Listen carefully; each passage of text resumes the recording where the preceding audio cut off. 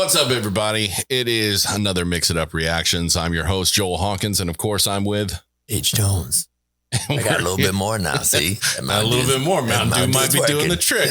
Mountain Dew might be keeping you from becoming that stereotypical father figure in 80s movies. But anyways, today we're going to be doing, as we've been doing the past three songs, the past three vids, we've been doing Avenged Sevenfold live at the LBC. And we're going to be doing this song, Beast and the Harlot. So don't forget to like and subscribe, and make sure you hit that bell notification so you know new videos are coming and popping up and whatnot. And then also, if you could, maybe whatever sound pops up just now, buy some merch from us. Buy some merch from us, please. We would like to sell some merch. And again, if you have any ideas on other designs or styles, all over prints or a mug, I don't know, whatever else you guys think, ideas, stuff you want to see, let us know. And if you would like to see a t-shirt that maybe had a drowning turkey on it from our last video, that reference. Nice callback. Then we might design a drowning turkey. Anyways, but we're going to be checking out Avenged Sevenfold live at the LBC, Beast and the Harlot. Let's hope there's not a commercial again for the 15th time.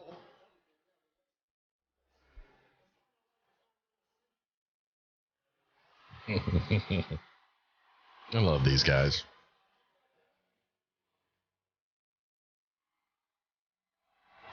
Play some Beast and Harlot.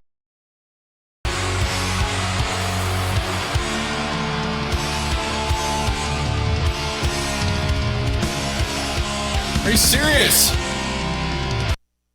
Give us a second. Bold but smooth till the end. And it's whiskey again. That's my spirit. Another Texas native. Yep. That's always like a 5-second commercial. Super annoying.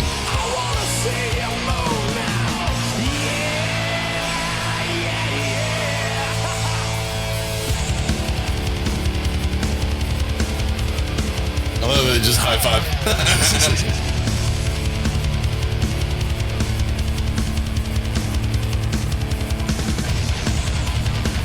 There's my bass.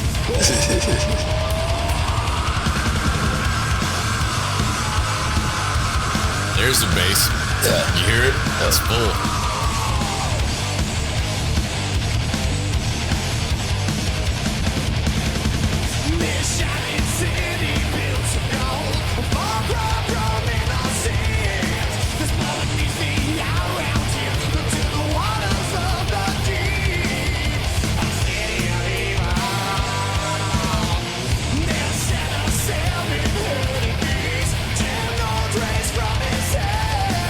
Always high energy.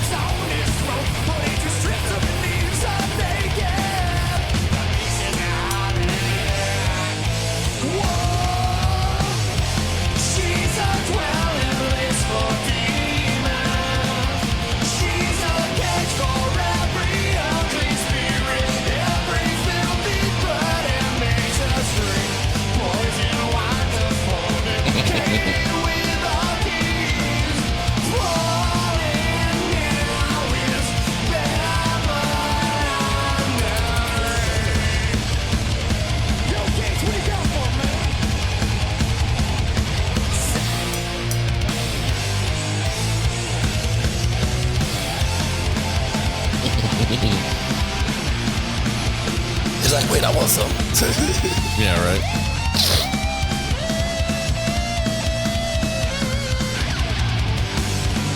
I love when they do the high pitch, lower harmony. It's great.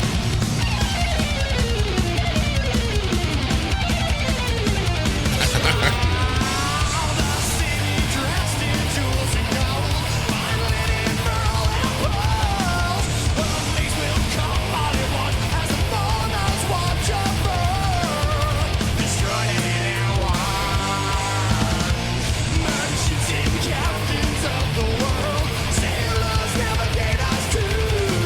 Will we bend more?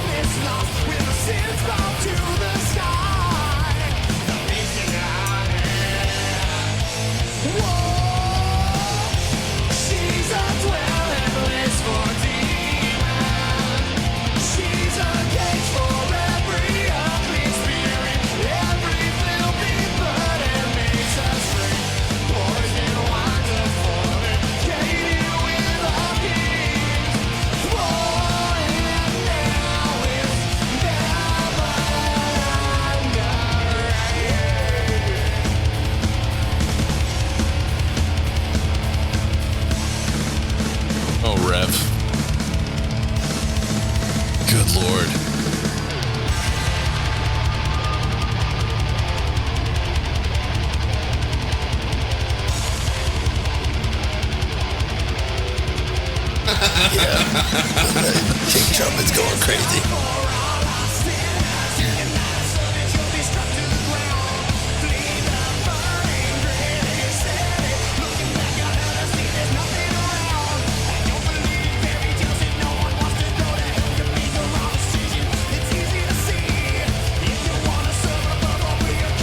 See, that's talent right there. Bass player walking that up and down. Yeah. Yeah.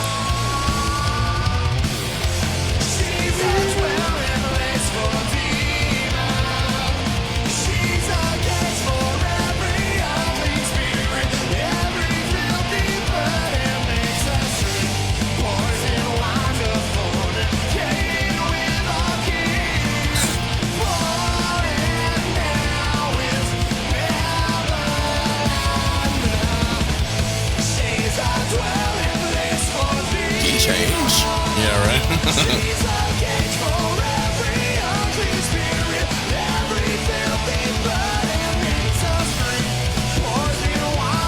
Look at that. That's insane.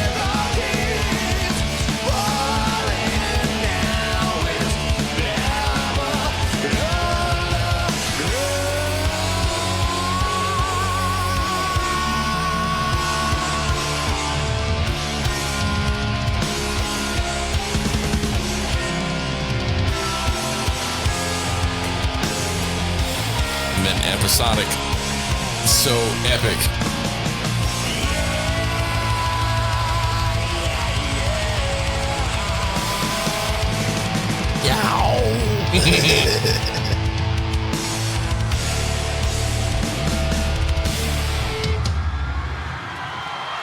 Like it's almost like the songs they write could easily free flow across albums into other songs. Yeah. Like it's almost like they're writing that on purpose, because a couple of their endings from like City of Evil feel like they go into their fifth album, Nightmare, perfectly like form into it. Beast and the Harlot. That's a good song. I really enjoy it. And I like how they have that punk pretty influence, and it's such a drastic change from what they're doing before. Yeah. It's like, it's so different. It's like poison wine. Yeah, let's drink it. Come on. You're a demon bitch. Yeah. No, I really enjoy that.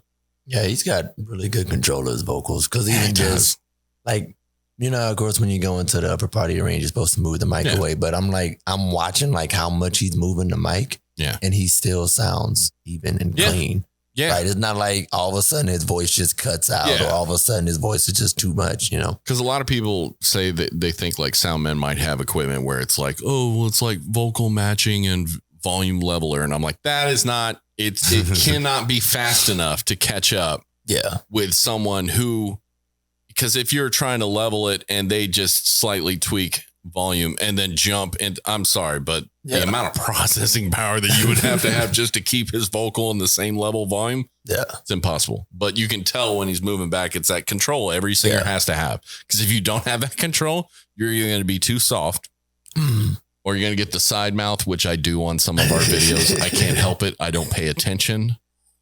And or you're too close to it. A lot of times, they'll end up pulling the mic too far, and then you have to kind of bring it back in. It's like, I can't hear you now. You got to alter it depending on how much power you're putting out too. Because if you decide that you're going to be doing falsetto, that's a lot less power. Yeah. Unless you go full. I've seen people try and go full blown in falsetto. I'm like, oh my goodness, you're about to blow your vocal cords out. I can feel it when it happens, because you can tell they go.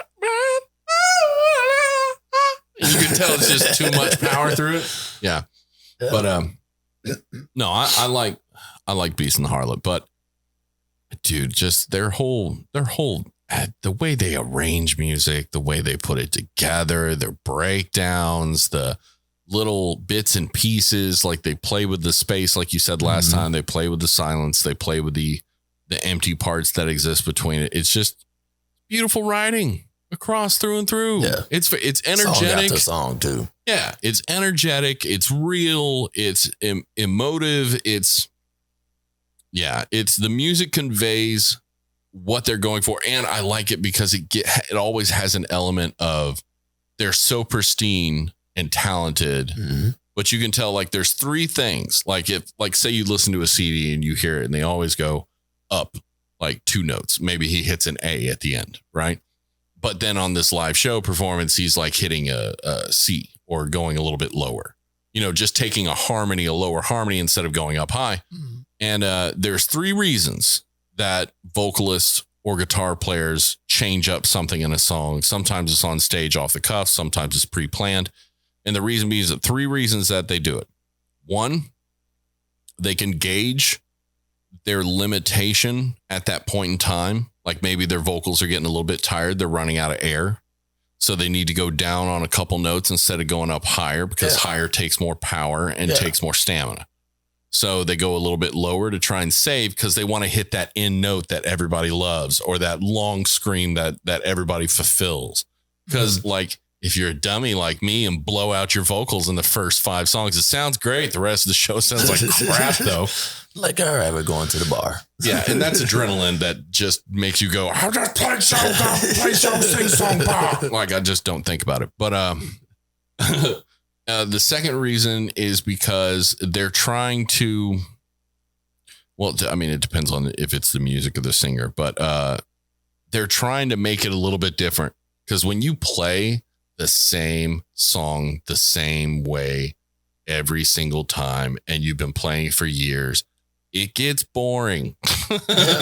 Like, no matter how awesome you love your music or whatever else, when you're live, it's kind of fun to tweak and mess with stuff. Yeah. You know, always give everybody a little something extra when it's a live show. Yeah. Because you can either go way crazy high on something they didn't expect and it'll make them freak out. Oh my God! Or like you do some crazy new, maybe even like what I used to do is forget the verse and make up a new one. Oh, D-Dub, we're talking to you. Yeah, that's what I used to do. I used to love doing that in a way, because it meant that I was paying attention on stage. Because that, if you could tell that I completely forgot and I didn't say anything, I wasn't paying attention to what was happening, and I just had a brain fart. So I'm coming up with new shit right off the cuff. No, it's and the third reason is just because of set parameters. Like you might be cutting a song in half. Like for instance, Queen played at Live Aid. When they played at Live Aid, their set was like 20 or 30 minutes, and they fit like somehow like 20 songs in that set. I was like, holy crap, man. No, it wasn't that many. It was I don't know how many it was, but they like put every famous song they've ever had hit. And they were able to fit it because, you know, they cut off some parts of songs or did this and did that. And sometimes it's just for the set list. Like, for instance, the way you place songs in the set is sometimes when it comes to guitar, because you want to be able to make sure that if these 3 songs, which are in drop D tuning, or these 4 songs are in drop C tuning, these are in E and these are in D. So you have specific guitars tuned to each one of those. Mm-hmm. That way it's easier to control and maintain. So then you have to switch out those guitars. Well, you don't want to have to do that every other song, because your show would take forever and a day to do. Yeah, it's like 1 second. Wait a second. Yeah, right. Ready now. You got it. Wrong guitar. The other one. Yeah. Okay. There was one show I played. I can't remember what band I was in at the time, which is super sad that I can't remember. But Falling North. No, it wasn't that one. But we ended up like, he switched out a guitar to go to drop C or drop D. I can't remember, but he switched out the guitar. Well, one of his strings was broke. Oh, nice. And was about to break, and he didn't know. So halfway through that song, just snapped. And when it snapped, he lost his entire low end. So of course my bass player is like, okay, got to make up for it. You know, double timing it. And then he goes to the next song, because he can't use that guitar. So now our set list completely has to change, because he doesn't have time to stop what he's doing and put a new string in. And his guitar tech, this is why I tell you, if you're going to have a guitar tech, have someone who hates drinking. Because when you're at a bar and they're a guitar tech and they're drinking, they're not standing by in case you break a string. They're at the bar thinking, oh, the likability that he's going to break a string is not going to happen. The string breaks. He's like, shit. And you see drinks flying the ceiling. And he goes running towards the stage. Yeah, that guy should be fired, because he should have a guitar ready to go in case of emergencies. Because if you are richer, you can have a guitar and a backup guitar for each one. Yeah. But yeah, so it was just always funny because during that show, like he had to change out his guitar like 5 times because it wasn't that the string on the one broke and the other guy was trying to restring it. And then he found out that he didn't tune the next guitar. So he had to tune on stage. So we're sitting there, which of course everybody hates that moment because like, and you're just like, so I'm going to tell a joke because this is a comedy special. Like you can't do anything with that. Yeah. Hey, we've got merch and stuff. I just told you about the song before last, but we're going to tell you it again. Like it's just, you can't do anything with that. That's what it is to be a local musician. This is the time everybody goes on Instagram and follows us right now. Let's do some pictures with the crowd. Yeah, right. Yeah. Oh my goodness. That is... Oh, and I loved when social media did come out because it did give me an extra 20 minutes to talk on stage if I need to fill some gaps. Like the worst thing I ever had in the show was a bass player's string broke because I guess he strung it too high because he was trying to do this weird tuning for one of the songs and he had a bass guitar set up like that. So his low string was just tuned way higher than it should be. And he was like, man, I hate this thing. It always sounds like crap. I'm like, because the strings aren't made to be tuned 2 steps higher than it's supposed to be. And it was cool what he was doing. The sound that was coming out of there was almost like 3 strings almost echoing the same note, but slightly off. It was kind of trippy. But at the same time, he had one guitar just for one song set up that way. And when that string snapped, he literally went, oh my God. Because the minute he felt like it was about to pop and he heard, and you can hear it because it's loosening the coil and it's snapping. And it just went, wham, and like scarred the crap out of the front of his amp, like just ripped in the side of it and left a scratch. And he was like, thank God my hands weren't on it. I'm like, yeah, thank God your hands weren't on it. You dummy. Like, well, that's the end of the show. Our bass player lost his hand. Yeah, right. Going to the hospital. Buy some merch. Love you. I guess we're not going to play this song. Let's go ahead and play the other 8 we have. I'm glad this happened in the first song of the show, bud. Yeah. So that didn't work out. No. Oh, I have so many stories. Anyways, but that was Avenged Sevenfold, Beast and the Harlot. And honestly, wait, was that? God. Yes. Okay. So yeah, I enjoyed the song. I think it's a great song. It's just like Avenged Sevenfold. I don't think I've heard anything that I've been like, well, okay. Oh. When they lost Rev and not Nightmare, but the album after, they tried a little something different. I listened to Hail to the King, I think it was called. And I listened to it and I was like, because, okay, I grew up on Metallica. Don't get me wrong. I grew up on Metallica. But as I got older, I liked Metallica less. I liked the stuff I liked when I liked it, but I liked Metallica less. And I don't know. Hearing Avenged Sevenfold was trying to, I think they were with their producer. I don't know what was happening. It's just Hail to the King. It was the first song I ever heard to them play that I didn't like, you know? And then, of course, I got distracted like normal and disappeared and didn't think about anything. Was still listening to all the old songs, just never listened to anything new. But we are going to check out some of the newer stuff because it'll be completely new to both of us. But I have hope. I have hope. It's just that one song. Maybe it caught me at a bad moment. Maybe it just caught me at a bad, because you know that you listen to a song and you're like, I don't like this song. And then like 5 years later, you give it another chance. You're like, actually, this song jams. Like I've had that happen before. Yeah. So I'm hoping that's what happens. I don't think so. I'm hoping that's what happens though. But music is subjective. It doesn't mean they're bad. Doesn't mean the band's bad. Doesn't mean the album's bad. Doesn't mean the song's bad. It just means it's not my flavor. Okay. So don't be schnozzles. Okay. Anyways, I'm going to keep using that. It's a weird word. So we're going to do another one. We'll talk to you later. Oh, yeah. Like and subscribe. Hit the bell notification. And to make sure to buy some merch. Wait, don't leave. And to make sure to buy some merch and stuff like that, okay? And buy some merch. Buy some merch. If you want to. Hey, guess what you could do? You could buy some merch, you know? Maybe next week, buy some merch. Maybe this week. Maybe today. Maybe tomorrow. Maybe 3 hours from now. 27 minutes. Buy some merch. Maybe you bought some merch last week. Buy some more today. Whatever you want.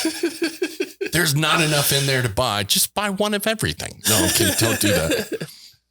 Just buy something.